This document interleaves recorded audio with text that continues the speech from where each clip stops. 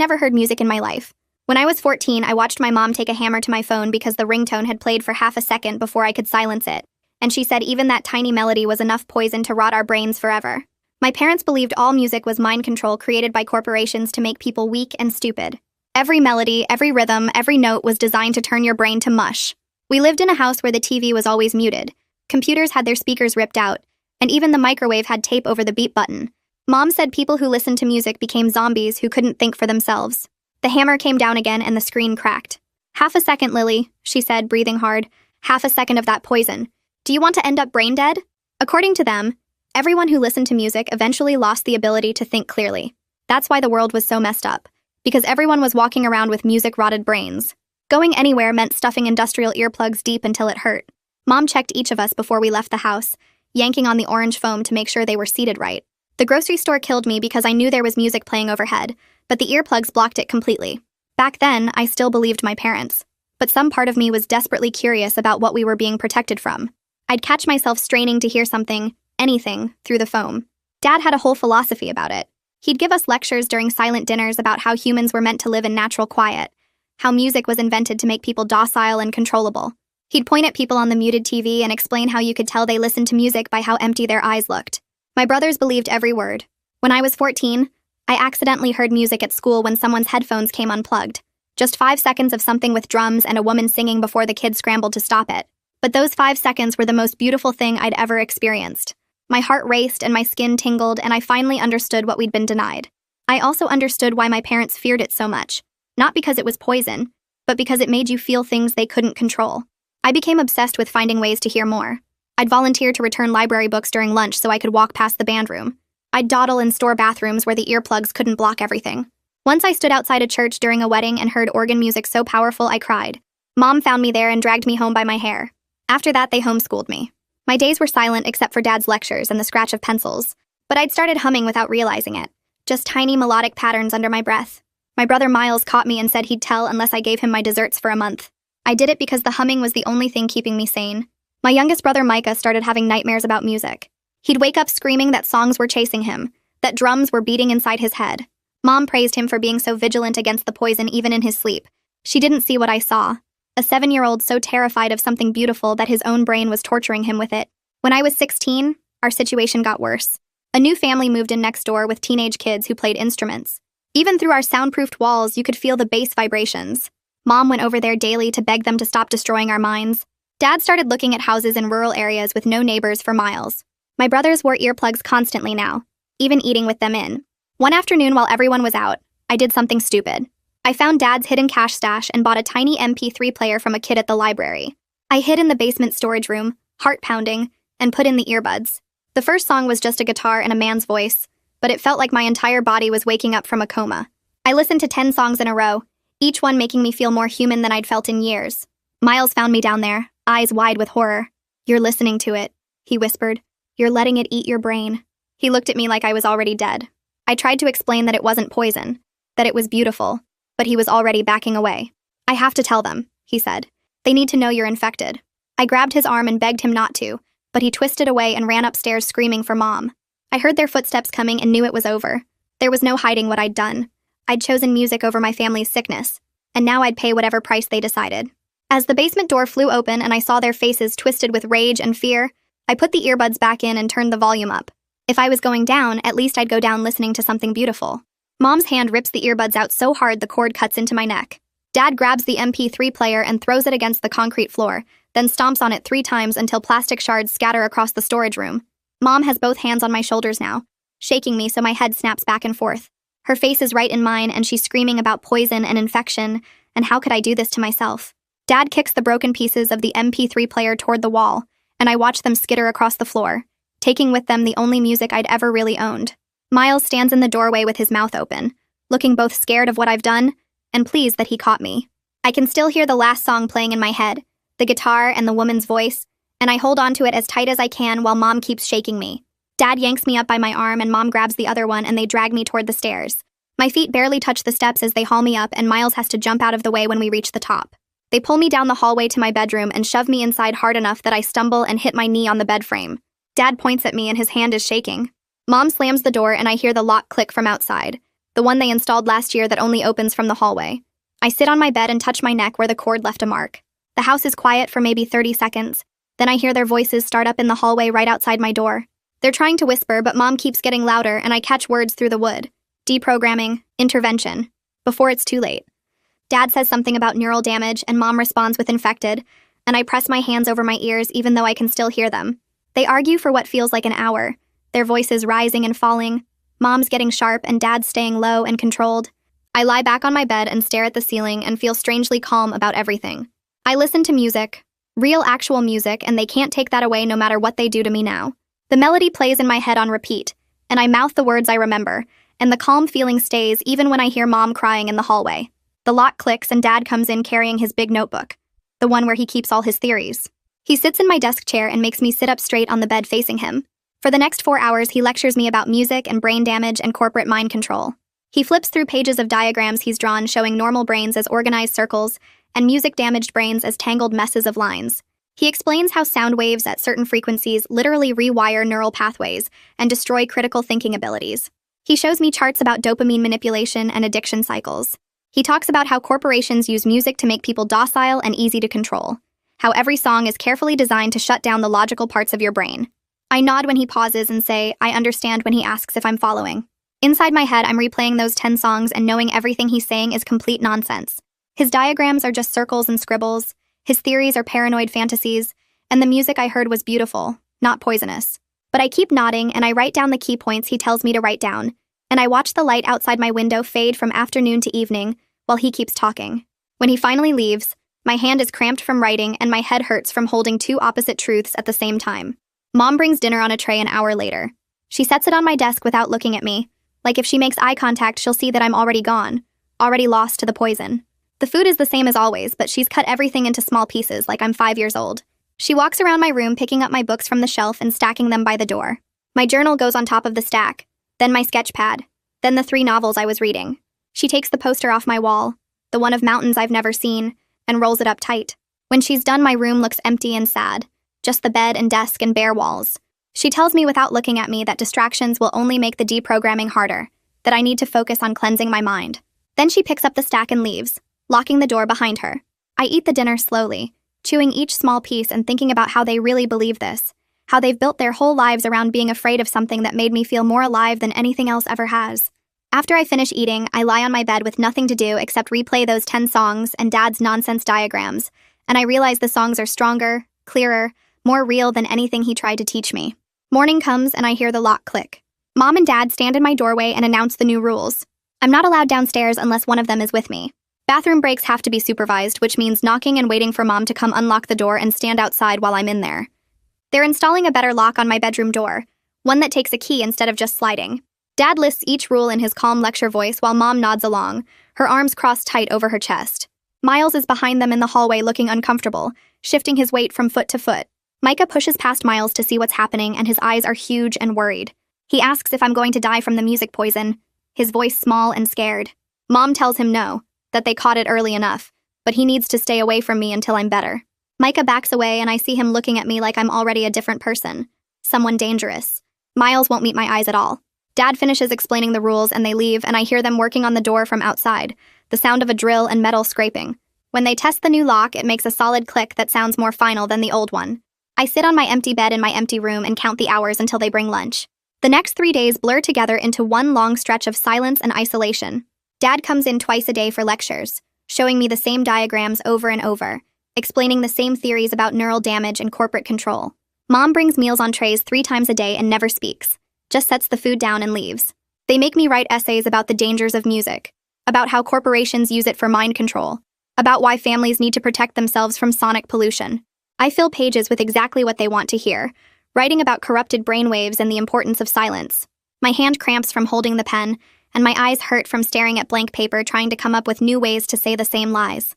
But while I write their propaganda, my brain plays those 10 songs on an endless loop. I remember every note of the guitar, every word the woman sang, every beat of the drums. The music is clearer in my memory than Dad's face during his lectures.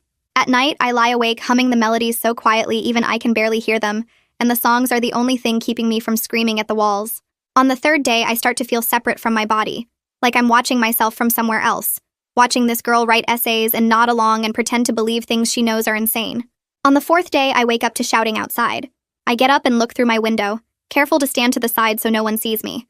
Mom is in the neighbor's front yard, her arms waving around as she yells at a woman about my mom's age. The woman has dark hair pulled back and she's wearing jeans and a sweater and she looks confused and concerned. Mom is yelling about noise pollution and deliberately poisoning our family and how they need to stop their evil music right now. The woman tries to say something, but Mom talks over her, getting louder and more frantic. She's pointing at our house and then at the neighbor's house and her face is red. The woman takes a step back and says something calm, probably trying to settle Mom down, but it just makes Mom angrier. A teenage boy comes out onto the neighbor's porch, maybe 16 or 17, and the woman turns to him and says something. He goes back inside. Mom keeps yelling for another minute, then storms back across the yard to our house. The neighbor woman stands there watching her go, then looks up at the houses like she's trying to figure something out. Her face is worried in a way that makes me think she knows something is very wrong here. She goes back inside and I stay at the window wondering what she's thinking, whether she believes any of Mom's crazy accusations. That evening I'm lying on my bed when I feel it, a low vibration coming through the wall. It's so faint I almost miss it, but when I press my hand flat against the wall I can feel it clearly. Bass, deep and rhythmic, coming from the neighbor's house. They must be practicing, the teenage boy and whoever else plays instruments over there. I get up and press both hands against the wall, then my cheek, trying to feel as much of the vibration as possible. It's not the same as hearing music, but it's close. It's something. The tremors pulse through the wall into my palms, and I can almost imagine the actual sounds, the drums or bass guitar or whatever is making these waves. This is the closest I can get to music now, and I stand there soaking it in. These faint tremors that connect me to something real and beautiful happening just on the other side of this wall. The vibrations continue for maybe 20 minutes, sometimes stronger, sometimes barely there. I stay pressed against the wall the whole time, my eyes closed, trying to pull the music through the plaster and wood through pure wanting. The door lock clicks and I spin around. Mom is standing there staring at me with my hands still on the wall. She crosses the room in 3 steps and slaps my hands away hard enough to sting. Her breathing is fast and her eyes look wild, darting between me and the wall like the music might leak through and grab her too. She leaves and comes back 5 minutes later with thick foam padding, the kind Dad used to soundproof parts of the house. She tears off strips of tape and starts covering the section of wall where I was standing, pressing the foam down hard and smoothing it flat. She does 3 layers, overlapping them so there's no gap. When she's done, she presses her own hand against it to test, and seems satisfied that the vibrations are blocked. She's breathing hard, and her hands are shaking, and I realize she's not angry. Not really. She's scared. She's terrified of losing control over me, of the music getting in despite all their locks and rules and lectures. She looks at me, and I see fear in her eyes. Pure fear, and something else. Maybe the beginning of understanding that fear isn't the same thing as protection. She leaves without saying anything and locks the door behind her. That night at dinner, Dad makes an announcement. We're all sitting at the table, me with a parent on each side like I might run, Miles across from me looking at his plate, Micah at the end picking at his food. Dad says he found a property online, a house on 20 acres at least an hour from the nearest town. No neighbors for Miles, completely isolated, perfect for protecting us from the infected zone we're living in now. He says we're moving there within 2 weeks, that he's already put down a deposit and started packing arrangements. Mom nods along, relieved, like this move will solve everything. Miles looks up briefly and I see something in his face. Maybe doubt, maybe just tiredness, but he doesn't say anything. Micah asks if there will be other kids there and Dad says no. That's the whole point. We'll be safe from outside influences. I sit there with food I can't eat and watch my family plan my complete isolation. 2 weeks. 14 days before they take me somewhere I'll never hear music again. Never see another person my age. Never have any chance of escape. The calm I felt in the basement is completely gone now, replaced by something sharp and desperate. I have 14 days to figure out what I'm going to do, because I know with absolute certainty that I can't let them take me to that rural prison. I look at each of their faces. Mom's relieved, Dad's satisfied, Miles is uncertain, Micah's confused, and I know that whatever I do, I'm going to have to do it alone. That night, I wait until I hear Dad snoring through the wall and then get up to test my bedroom window. I push on the frame and it doesn't budge at all, and when I run my fingers along the edges, I can feel where thick paint has sealed it completely shut. I try the other window and it's the same thing. Both of them painted closed probably years ago when they first started worrying about me escaping. But when I examine the door, I find something useful. The lock is just a basic slide bolt on the outside, the kind you can buy at any hardware store, and the gap between the door and frame is wide enough that I might be able to slip something thin through to push it open. I test it carefully with a bookmark, and feel the bolt move slightly, and I know this is my way out if I need it. The next morning, Mom takes her usual shower at exactly 7:30, and I listen for the water to start running. I slip downstairs as quietly as possible and head straight for the kitchen, my heart beating so hard I can feel it in my throat. Dad's car keys are hanging on their hook by the garage door where they always are, and I grab them and shove them deep into a box of bran cereal in the very back of the pantry behind the canned goods. I'm back upstairs and in my room before the shower turns off, and I sit on my bed trying to calm my breathing. An hour later, I hear Dad getting ready to leave, and then his voice gets loud and confused. He's looking for his keys and can't find them, and within minutes he's tearing through the house, opening drawers and checking coat pockets, and getting more and more worked up. Mom joins in the search, and I hear them going through every room, and then Dad's voice gets sharp and accusing. He calls for Miles, and I hear my brother come downstairs, and Dad demands to know if this is some kind of joke. Miles sounds genuinely confused and denies taking anything, but Dad doesn't believe him and keeps pushing. They argue back and forth while Mom keeps searching, and I stay in my room listening to the chaos I created. Finally, Dad gives up and says they'll have to reschedule the appointment to sign the property papers, and I feel this little surge of power knowing I made that happen. 3 days pass, and I spend most of my time at my window watching the house next door. I start noticing patterns in how the family moves around. A teenage boy who looks about my age leaves through the front door every morning at 7:30 with a backpack, and he comes home around 3 in the afternoon. In the late afternoon, I can see him through his window sometimes, and I think he's playing some kind of instrument because I can feel those bass vibrations again. One day he's in his yard, and he looks up at my window, and I duck back fast, but not before I see him raise his hand like he might be waving. I don't know if he actually saw me or not, but my hands are shaking anyway. Mom finds the keys on the third day, and she's absolutely furious when she discovers them in the cereal box. She confronts Dad about being so careless and misplacing important things, and he swears up and down that he didn't put them there.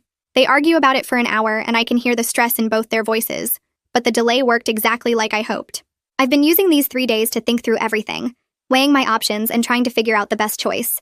If I run, I have no money, no car, nowhere to go, and they'll probably find me within hours.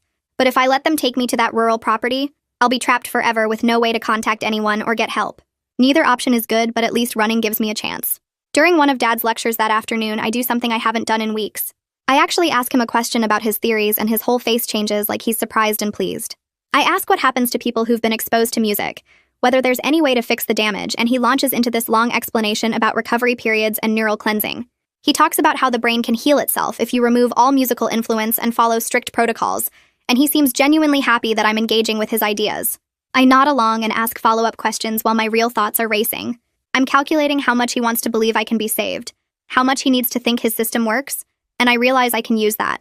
If I act like I'm trying to recover, he might give me slightly more freedom. That night, after everyone goes to sleep, I tear a piece of paper from an old notebook I'd hidden under my mattress.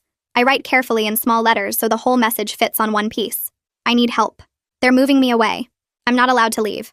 I fold it as small as I can and tuck it in my pocket, and my heart won't stop pounding because I know how risky this is. If my parents find it, I don't know what they'll do. But I'm out of options and out of time. On trash day, I do something that shocks everyone. I volunteer to take out the garbage bags, and Mom actually stops what she's doing and stares at me. She looks suspicious, but I keep my face neutral and helpful, and finally she agrees. Dad watches from the kitchen window as I carry the bags to the curb, and I move slowly and carefully so I don't seem like I'm rushing. The neighbor's recycling bin is right next to their driveway, and I walk past it on my way back to the house. I slip the folded note under some newspapers in the bin as fast as I can, praying nobody saw me and praying even harder that someone actually finds it. 2 whole days go by with nothing, and I start thinking the note got thrown away or buried under other recycling. Maybe the neighbor boy never even looks in that bin, or maybe he found it and decided I'm crazy and ignored it. I spend hours at my window watching their house and seeing nothing unusual, and I'm starting to lose hope. Then on the 3rd day, I'm looking out, and the teenage boy is standing in his yard staring directly at my window. He's holding a small whiteboard, and he's written something on it in black marker. I saw your note. My hands start shaking. So hard I have to press them against the glass to steady them. I give him a thumbs up and he nods, then erases what he wrote and writes something else. What do you need? I mouth the word help as clearly as I can, and then I point to my parents' car in the driveway, trying to make him understand that they're planning to take me away soon. He watches me carefully, and then nods again, this time looking serious and determined, like he understands exactly what I'm trying to say. Over the next 3 days, Andre shows up in his yard at different times with the whiteboard. He writes simple questions I can answer with thumbs up or thumbs down. Are you allowed to leave the house? Thumbs down.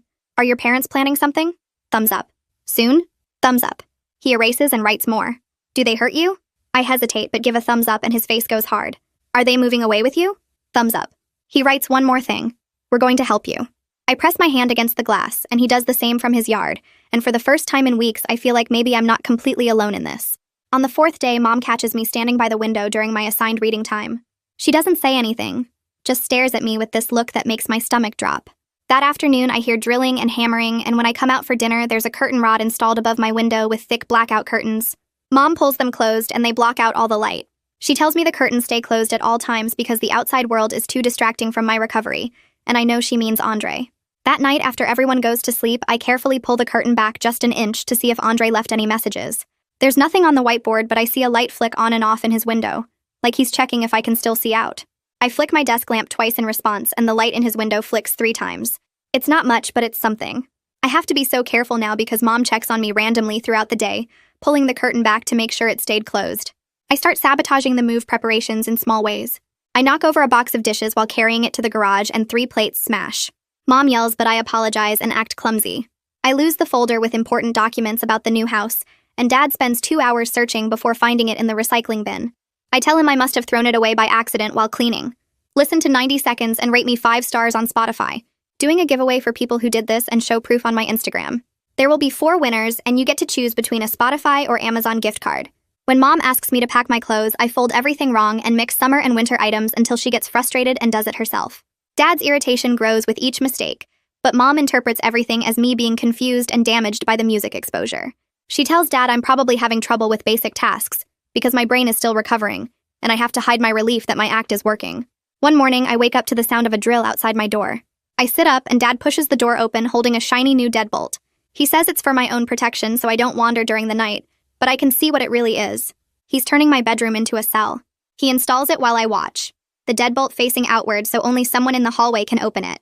He tests it 3 times, sliding the bolt back and forth, and tells me this is temporary, until we get to the new house where I'll have more freedom. I don't believe him. That night after he locks me in, I lie awake thinking about being transported like a prisoner to some isolated property where nobody will ever find me. I need to document what's happening in case I ever get a chance to tell someone. I tear pages from the back of an old notebook I'd hidden under my mattress months ago. I write everything down in small letters so it fits on the scraps. May 3rd, Dad installed deadbolt on outside of door. Says it's to keep me from wandering. May 4th, Mom checks on me every hour. Not allowed to use bathroom without permission. May 5th, Dad lectured for 3 hours about music damage. Mom took away my books. I hide the papers inside my pillowcase where they can't be seen unless someone tears the pillow apart. Every day I add more notes about the locks, the isolation, the monitoring, the lectures about my poisoned brain. If I ever get out of here, I want to have specific details and dates, so people will believe me. On the 6th day, someone knocks on the front door and I hear Mom answer. I crack my bedroom door open just enough to listen. A woman's voice asks to borrow a large pot for cooking, and Mom sounds annoyed but agrees. I peek through the gap in my doorway and see it's Andre's mom, Sylvia, standing in the entryway. Her eyes scan the living room, and I watch them widen as she takes in the foam padding on the walls, the tape over the doorbell button, the unplugged TV with its speakers ripped out. Mom practically throws the pot at her and starts closing the door, but Sylvia thanks her slowly, still looking around. I know she saw enough to raise serious questions about what kind of house this is. The next morning, Dad unlocks my door to bring breakfast, and I make sure my sleeves are pushed up, so he can see the bruises on my arms. They're from 2 days ago when Mom grabbed me hard during a lecture about how music was rotting my ability to think clearly. The marks are dark purple and finger-shaped. Dad sees them but doesn't react, just sets the tray down and leaves. I position myself by the window gap in the curtains where I can see Sylvia's yard. She's outside watering plants, and I wait until she glances toward our house. When she does, I mouth the words, "Help me," as clearly as I can. Her face changes immediately, going from curious to seriously concerned. She sets down the watering can and stares at my window for a long moment before going inside. That afternoon, I hear her voice in the yard talking on the phone. I can't make out the actual words through the glass and curtains, but her tone sounds official and worried. She keeps looking at our house while she talks, and I press my face close to the curtain gap to watch. She's pacing and gesturing with her free hand like she's explaining something important to whoever is on the other end. I let myself hope that maybe she's calling someone who can actually do something to help me. That night, Mom comes into my room without knocking and starts tearing through my things. She pulls out drawers, dumps my clothes on the floor, strips my bed. When she finds the scraps of paper hidden in my pillowcase, her face goes white and then red. She reads through them fast, her hands shaking, and then she rips them into tiny pieces. Her reaction is worse than when she found the MP3 player. She screams that I'm being dramatic and ungrateful, that I'm making up stories to hurt them when all they've ever done is try to save me from myself. She throws the torn paper at me, and it flutters down like snow. She tells me I'm sick and twisted for documenting their love and protection as if it's something wrong. After she leaves, I pick up as many pieces as I can, but most are too small to read anymore. I've lost my evidence, but the act of keeping it taught me something. I need to be ready to leave at any moment because this situation is only getting worse. I start gathering essentials and hiding them where Mom won't think to look. I take my winter jacket and fold it flat under my mattress. I find some birthday money I'd saved, maybe $30, and tape it inside an old book cover. I take the one photo I have of Micah from before the nightmares started and slip it between the pages of a textbook. I put everything into a plastic grocery bag and hide it in the back corner of my closet behind a box of old shoes. I don't have a solid plan yet, but I know I need to be ready to grab that bag and run if an opportunity comes, because staying here until they move me to the middle of nowhere isn't an option anymore. The next afternoon, I'm watching through the curtain gap when I see Andre in his yard tossing a tennis ball against the fence like he's bored. He glances at our house and I realize he's waiting for me to notice. He throws the ball over the fence into our yard, and then makes a big show of looking around like he's trying to figure out where it went. I watch him walk along his side of the fence until he's at the back corner, where the wood panels don't quite meet the ground. He bends down like he's looking for the ball and his hand disappears under the fence for just a second. Then he stands up, waves at his mom who's on their porch, and goes inside. I wait 10 minutes to make sure no one in my house is paying attention. Mom is in the kitchen and Dad is in his office and my brothers are doing schoolwork at the dining table. I slip downstairs as quietly as possible and go out the back door. The tennis ball is sitting in the grass near the fence and I pick it up and carry it to the corner. There's a folded piece of paper wedged under the fence board, and I grab it fast and shove it in my pocket. I toss the ball back over and go inside before anyone notices I left. In my room with the door closed, I unfold the paper and my hands shake as I read. Andre's phone number is at the top, and below it he's written that his mom called a family services hotline to ask what they should do about a neighbor kid who seems to be in trouble. The person on the phone told them to document everything they see and hear, and to call if there's ever immediate danger. The note says they're keeping a log of all the times my mom yells at their house, and the times they see me at the window looking scared. He writes that I should try to get outside if possible, so they can witness my parents' behavior directly. The last line says to destroy the note after reading it. I read it 3 more times and then tear it into tiny pieces and flush them down the toilet. Knowing someone is actually paying attention and trying to help makes me feel less alone, but also more scared because now things might actually change, and I don't know if that's better or worse. The next morning at breakfast, I do something I never do. I ask Mom if I can help with yard work because the grass is getting long and the garden needs attention. She stops with her coffee cup halfway to her mouth and stares at me. Dad looks up from his silent newspaper and studies my face like he's trying to figure out what I'm really asking. Mom asks why I suddenly care about the yard, and I say, I've been inside so much lately that some fresh air would be nice. It's not a lie, exactly. Dad says he'll supervise, and Mom agrees after a long pause. We go outside an hour later, and Dad hands me the weeding tools and points at the garden bed that runs along the side of the house near the fence. I kneel down and start pulling weeds while Dad stands 10 feet away with his arms crossed watching me. I work slowly and make my way closer to the fence.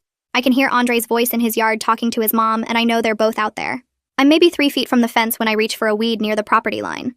Dad's hand clamps down on my shoulder hard and he yanks me backward. I stumble and almost fall, and he grabs my arm and shoves me toward the house. His grip is tight enough to hurt, and I look back and see Andre and Sylvia standing on their porch watching everything. Sylvia has her phone in her hand, and the way she's holding it, I realize she's recording. Dad sees it too, and his face goes red. He yells at them that they're invading our privacy, and they have no right to film us on our own property. Sylvia doesn't look scared at all. She says in this calm voice that she already called the police and they're on their way to do a welfare check. Dad's hand drops from my arm and he tells me to get inside now. I walk to the back door and glance over my shoulder, and Sylvia gives me this tiny nod like she's saying it's going to be okay. Inside, Dad paces in the kitchen and Mom comes down asking what's wrong. He tells her the neighbors called the cops and they need to be ready to handle this properly. Mom's face goes through about 5 different emotions in 2 seconds and then settles on this fake calm. She tells me to go upstairs and stay in my room until they call for me. I sit on my bed and hear a car pull up outside 20 minutes later. Voices at the front door. Mom's laugh that sounds totally fake. Dad using his reasonable voice. They call me down and I come downstairs to find 2 police officers in our living room. Mom and Dad are all smiles now, and they're explaining how I'm a troubled teen who's been acting out lately, and they're so sorry if I worried the neighbors. One officer is a woman with dark hair pulled back and she asks if she can talk to me. Dad says of course and gestures for me to sit in the armchair. The officers stay standing and my parents stay standing, and I'm the only one sitting, which makes me feel small and trapped. The woman officer asks if I'm being harmed, and I look at her face and then at my parents' faces, and I see Dad's jaw tight and Mom's hands clenched. I say no, I'm fine, everything is fine. She asks if I feel safe here, and I nod. The male officer asks about the homeschooling, and Dad jumps in with information about our curriculum and documentation. They seem satisfied enough after a few more questions. Before they leave, the woman officer reminds my parents that homeschooling requires proper documentation and regular assessment, and they should make sure everything is filed correctly. Mom thanks them for their concern, and Dad walks them to the door. As soon as the police car pulls away, the fake smiles disappear. Dad tells me to sit back down, and I do. He sits across from me, and his voice is very calm and very quiet when he speaks. He says if I ever try to manipulate authorities again, they'll have no choice but to take more extreme measures for my own safety. He doesn't raise his voice once, but the threat is so clear I feel cold all over. Mom stands behind him with her arms crossed and nods along.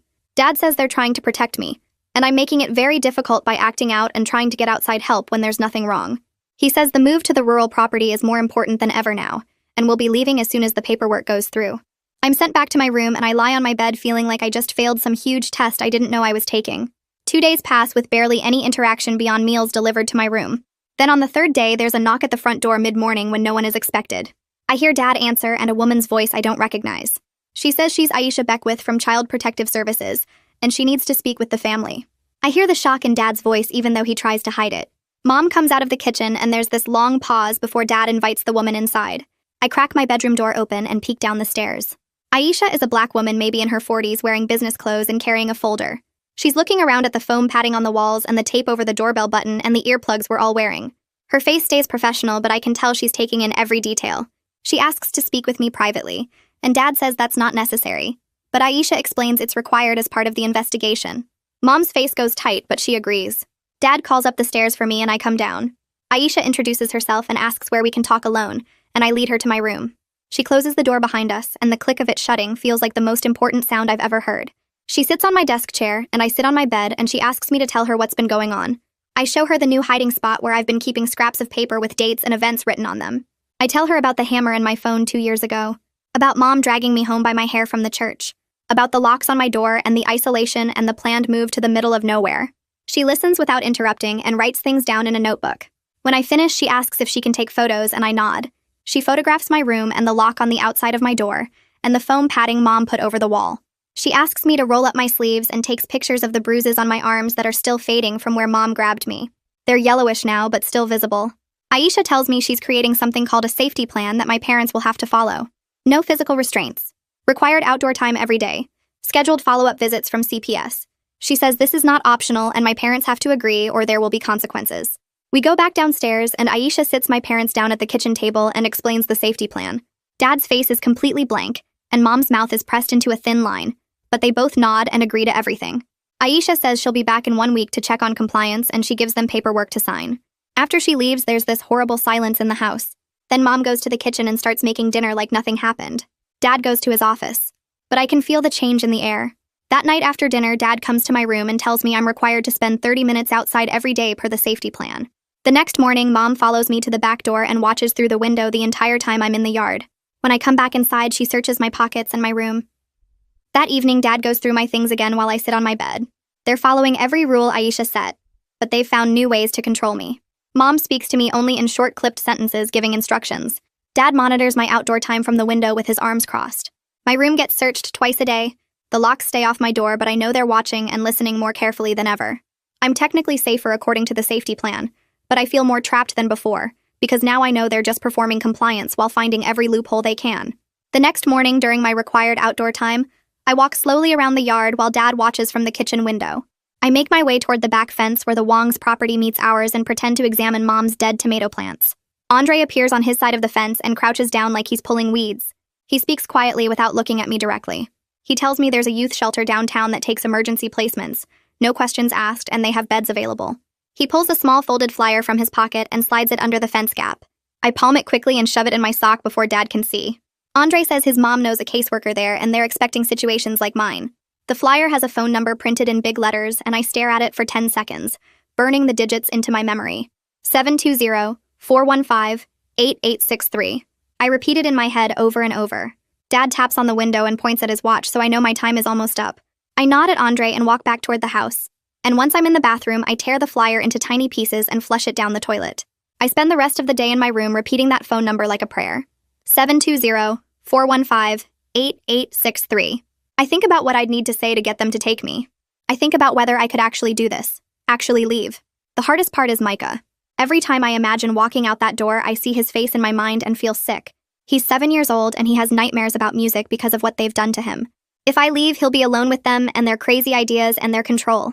Miles is older and he believes everything they say, but Micah is still little enough that maybe he could be different if he had a chance. But I also know I can't save him if I can't save myself first. I'm 16, and I'm losing my mind in this house, and if I don't get out soon, I don't know what will happen to me. The guilt sits in my stomach like a rock, but so does the need to escape. I try to figure out how to do both, and I can't. There's no version where I take Micah with me because I have no money and no plan and no way to take care of a 7-year-old. I hate myself for even thinking about leaving him, but I also know I have to. That evening at dinner, Dad makes an announcement. He says he talked to the property owner and we're moving in 3 days instead of 2 weeks. He looks right at me when he says it, and I know this is because of the safety plan, because they want to get me away from Aisha and her rules before she comes back. Mom nods and says we need to start packing tonight. I ask if CPS said this was okay, and Dad's face goes hard. He says the safety plan doesn't prevent us from moving to a better environment, and Aisha will be notified of our new address. I realize my window just got way smaller. 3 days. I have 3 days to decide if I'm actually going to do this. After dinner, I go to my room and sit on my bed and try to breathe normally. Mom comes in an hour later with boxes and tells me to start packing my clothes. I pack slowly, buying time, thinking. That night, after everyone is asleep, I get up and find a pen and paper I hid in my closet. I sit on my floor in the dark and write a letter to Micah. I tell him I love him and I'm not abandoning him. I tell him I can't stay here and let them destroy me, but that doesn't mean I don't care about him. I tell him the nightmares aren't real and music isn't poison, and someday when he's older, he'll understand. I tell him I'll try to come back for him when I can. I fold the letter small and creep down the hall to his room. His door is open a crack and I can hear his breathing. I slip inside and hide the letter under his pillow where he'll find it after I'm gone. Writing it made me cry for the first time since the basement incident, and the tears are still wet on my face when I get back to my room. The next 2 days are awful. I pack my things while planning my escape. I hide my important stuff at the bottom of a box where I can grab it fast. I memorize the shelter number over and over. 720-415-8863. I watch the clock and count down hours. Mom and Dad are busy with moving logistics, and I use their distraction to prepare. On the night before moving day, I lie in bed fully clothed and wait. I wait until I hear Dad snoring from their room and Mom's even breathing, and the house goes completely quiet. Then I get up and grab the butter knife I stole from dinner. The bolt on my door is simple, just a slide lock on the outside, and I work the knife blade into the crack between door and frame. I push and wiggle and try to catch the bolt edge. It takes forever. My hands shake and sweat and the knife keeps slipping. I have to stop twice when I hear sounds from other rooms. After 40 minutes of patient, quiet effort, I finally feel the bolt slide. The door opens and I stand there in the dark hallway breathing hard. I grab my bag from where I hid it behind my dresser and creep toward the stairs. Every step sounds too loud. I make it halfway down and then I see Dad in the kitchen. He's standing by the sink getting water and we lock eyes across the dark house. For 1 second, neither of us moves. Then he starts toward me and I run. I run for the front door and he's yelling and I'm yelling and suddenly Mom is coming down the stairs behind me. I get the door open and run outside screaming. Help me, someone help me. I scream it over and over. Dad grabs my arm and I wrench away and keep screaming. Lights come on at the Wong's house and I see Sylvia in her window with her phone. Dad tries to pull me back inside but I fight him and scream louder. Help me, please, someone help me. Within minutes I hear sirens. Red and blue lights fill the street and 2 police cars pull up. The officers get out and Dad lets go of my arm. Mom is on the porch looking wild and scared. One officer asks what's going on and I tell them everything. I tell them about the locks and the isolation and the planned move to trap me in the middle of nowhere. I tell them I'm scared and I need help and I can't go with them. My parents stand there silent and angry while I talk. The officers look at each other and then at me and then at my parents. They ask my parents questions and Dad tries to explain about the safety plan, but his voice sounds wrong. One officer talks into his radio and then tells me they're taking me into protective custody for my immediate safety. I'm shaking so hard I can barely walk. They help me to the police car and I look back once at the house. Micah's face is in his bedroom window. He's pressed against the glass watching and my heart breaks. But I also feel relief flooding through me because I'm finally getting out. They take me to a youth emergency shelter on the other side of town. It's a plain brick building with bright lights inside. A woman named Hattie meets us at the door and talks to the officers while I stand there shaking. She has kind eyes and a calm voice. She brings me inside to a small office and does intake paperwork, asking questions about my name and age and medical stuff. I answer everything in a flat voice because I'm too tired to feel anything anymore. When the paperwork is done, Hattie shows me to a small room with a bed and a dresser and a window. She points to the lock on the inside of the door and tells me I control it. Nobody else. She asks if I need anything and I shake my head. After she leaves, I lock the door and lie down on the bed, still wearing my clothes and shoes. I sleep for 12 hours straight. It's the first real rest I've had in weeks. When I wake up, it's afternoon and sun is coming through the window, and for a few seconds I forget where I am. Then I remember, and I lie there feeling strange and empty and safe all at the same time. Someone knocks on my door and I unlock it. Hattie tells me I have a visitor and brings me to a quiet room with 2 chairs and a table. Aisha is sitting there with her notebook. She stands up when I come in and asks how I'm doing. I sit down and tell her I'm okay. She says we need to do a full interview and she's going to record everything. I nod and she starts the recorder. I tell her about the ideology and how my parents believe music destroys brains. I tell her about the hammer in my phone 2 years ago. I tell her about Mom dragging me by my hair from the church. I tell her about the locks on my door and being homeschooled to keep me isolated. I tell her about the basement incident with the MP3 player and everything that happened after. I tell her about the safety plan and how they followed the rules but made everything worse. I tell her about the planned move and how I knew it was my last chance to get out. Aisha writes it all down and records it all, and when I finish, she tells me I'm safe now. She says my parents can't take me back and I'll stay at the shelter while they figure out next steps. I want to believe her, but part of me is still waiting for my parents to somehow show up and drag me back. 3 days later, Hattie drives me to the courthouse for an emergency hearing, and I sit in a waiting room with plastic chairs while she goes over what will happen. A judge reviews Aisha's report and the police documentation and the photos she took of my room and the locks. The hearing takes less than an hour, but it feels like forever sitting there picking at my cuticles and watching people walk past in suits. When Hattie comes out, she tells me the judge granted a temporary protective order, which means my parents can only contact me through supervised visits arranged by CPS. She sits down next to me and explains this is just the beginning of a process with more hearings to come, but at least I have legal protection now. I nod and try to feel relieved, but mostly I just feel tired. The next week, Hattie helps me enroll in the local public high school, and I'm terrified of being so far behind after years of homeschooling. We meet with a counselor named Miss Verma who has kind eyes and doesn't ask too many questions about why I'm coming from a shelter. She sets up a plan for catching up with extra tutoring in math and science, and says I can start classes the following Monday. Hattie also arranges for me to see a therapist twice a week at a clinic near the shelter. The therapist specializes in trauma and control-based abuse according to the intake paperwork I fill out. Her office has soft chairs and plants on the windowsill, and she tells me we'll work on coping strategies at my own pace. A few days after that, I check the email account Hattie set up for me with supervision filters, and there's a message from Andre. Reading it makes my chest feel tight in a good way because it's from someone who knows what I went through. He says his family was worried about me after that night, and they're glad I'm safe now. He tells me about school and how his band is practicing for a spring concert, and asks if I'm doing okay. Knowing I had allies even when everything was falling apart makes me feel less alone than I have in months. I write back a short message thanking him and telling him I'm at a shelter and starting school soon. Aisha comes by the shelter to give me updates about my brothers, and I sit in the common room while she goes through her notes. She did welfare checks at the house and at their schools. Micah has been referred for therapy for his anxiety, and his teacher says he seems less jumpy in class. Miles is resistant to outside help, and gets defensive when his counselor tries to talk to him, but his teachers note he's engaging more at the school without the constant reinforcement of my parents' ideology at home. Hearing about Micah getting help makes me feel a little better about leaving, but I still worry about both of them stuck in that house. Aisha tells me my parents are required to attend counseling as part of keeping custody of my brothers. The therapist's report notes that Mom shows signs of severe anxiety disorder, and Dad exhibits rigid thinking patterns.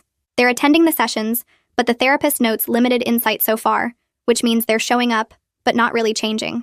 I ask if they're still playing music next door, and Aisha says the neighbors haven't reported any more confrontations. 3 weeks after the emergency hearing, there's a full court hearing where I have to testify about what happened. Hattie comes with me, and we sit outside the courtroom until they call me in. Walking up to the witness stand makes my legs shake, and my voice comes out quiet when I answer questions. The lawyer asks me about the ideology and the isolation, and the basement incident and the planned move. I tell the truth in an official setting, and it's terrifying but also empowering to finally say it all out loud where it matters. My parents sit at a table with their lawyer and don't look at me the whole time. The judge listens to everything, and then extends the protective order, and mandates continued monitoring of my brother's situation, with specific conditions my parents must meet. After the hearing, Hattie arranges for me to attend a small community concert, as part of exposure therapy for my music anxiety. The therapist thinks it will help me process my complicated feelings about music in a safe environment. We go on a Saturday afternoon to a park where a local band is playing folk music. I sit on a blanket with Hattie nearby, and the first song makes me start crying immediately. It's not sad crying exactly, but more like everything I've been holding in is pouring out through my eyes. I spend the whole time crying but also feeling more alive than I have in years. People around us probably think I'm weird, but Hattie just sits there and lets me have whatever reaction I need to have. Later in therapy, I process the complex emotions of grief and joy mixed together. The therapist helps me understand that I can love music and also grieve what my parents' fear of it cost my family. At the school, I'm struggling with some subjects, especially math, where I'm behind on basic concepts. Science is hard too because I never learned proper lab procedures or the scientific method. But I'm doing better than expected in English and history, where reading comprehension helps me catch up faster. I passed my first set of quizzes in 3 classes, and the small victory feels huge. My English teacher writes, "Great work," on my essay about a book we read, and I stare at those words for a long time. I'm starting to believe I can actually catch up and have a normal educational experience, even though it's going to take a lot of work. A month after I left home, Aisha comes by with an update about my parents' therapy progress. She sits down with me in the counseling room at the shelter and tells me they had their first breakthrough. Mom admitted that her fear of music stems from her own anxiety disorder, not from any real danger. Dad acknowledged that isolating the family may have caused harm, especially to me and my brothers. It's a tiny shift in their thinking, but it's something. Aisha says the therapist is cautiously optimistic, but notes they have a long way to go. I don't know how to feel about this because part of me wants them to get better, and part of me is still angry about everything they put us through. The therapist says both feelings can be true at the same time. 2 days later, I have my first supervised visit with my brothers at a CPS office. We sit in a room with toys and books while a social worker stays in the corner taking notes. Micah runs up and hugs me as soon as I walk in and tells me he's sleeping better now. His nightmares are less frequent since he started therapy, and since the house is calmer without me and my parents fighting. Miles sits in a chair and doesn't say much at first. He looks uncomfortable and keeps glancing at the social worker. Finally, he admits he's not sure about everything anymore. I can tell the separation from constant parental messaging is affecting him. He asks if I'm coming home, and I tell him I don't know. Micah shows me a drawing he made in therapy of our family with everyone smiling, and I have to swallow hard to keep from crying again. 2 weeks later, Hattie sits me down in her office at the shelter and tells me they found a host family who wants to meet me. She shows me a file with photos of a small house with a front porch and a couple in their 50s who look normal and kind. They don't have other kids and they've done foster placements before, and Hattie says they understand my situation and want to help. The meeting happens at a neutral location, a community center with a quiet room, and I'm so nervous I can barely speak at first. The woman's name is Carol and the man is Robert, and they ask me basic questions about school and what I like to do. Carol mentions they have a spare bedroom that would be mine, and Robert says they keep a quiet house, but I'm welcome to listen to music whenever I want. That sentence makes me start crying again, and Carol hands me tissues without making a big deal about it. They tell me there's no pressure and I can think about it. But something about them feels safe, and I nod yes before I can overthink it. The transition happens over the next week with Hattie helping me move my few belongings to their house. My room has a bed, a desk, a small bookshelf, and a door that locks from the inside, which Carol points out specifically, so I know I have privacy and control. In therapy twice a week, I work through accepting that my family situation is messy and might never be fully fixed. The therapist helps me understand that I can grieve what I lost while still moving forward with my own life. Some days I'm angry at my parents, and some days I miss them, and both feelings exist at the same time. I'm committed to finishing school even though catching up is hard, and I'm starting to imagine a future that's more than just surviving day to day. 6 months after that night in the basement, I'm living with Carol and Robert, and doing well enough in the school that I might graduate only 1 year behind. My parents are still in therapy with supervised contact only, and the reports say they're making slow progress, but it's going to take years. My brothers are getting support while staying at home with strict CPS oversight, and Micah's nightmares have mostly stopped. The Wongs check in on me sometimes through messages, and it means a lot that they noticed and acted when it mattered most. I still have hard days when the grief hits, or when I worry about my brothers, and therapy is ongoing because trauma doesn't just disappear. But I'm safe and I'm learning, and I can listen to music whenever I want, and that's a better ending than I ever thought possible back when my only act of rebellion was turning up the volume. Well, that is the big finale. If you made it to the end, I am equally impressed and concerned. You might as well subscribe now, because at this point we are both in too deep. Let's see where it goes next time.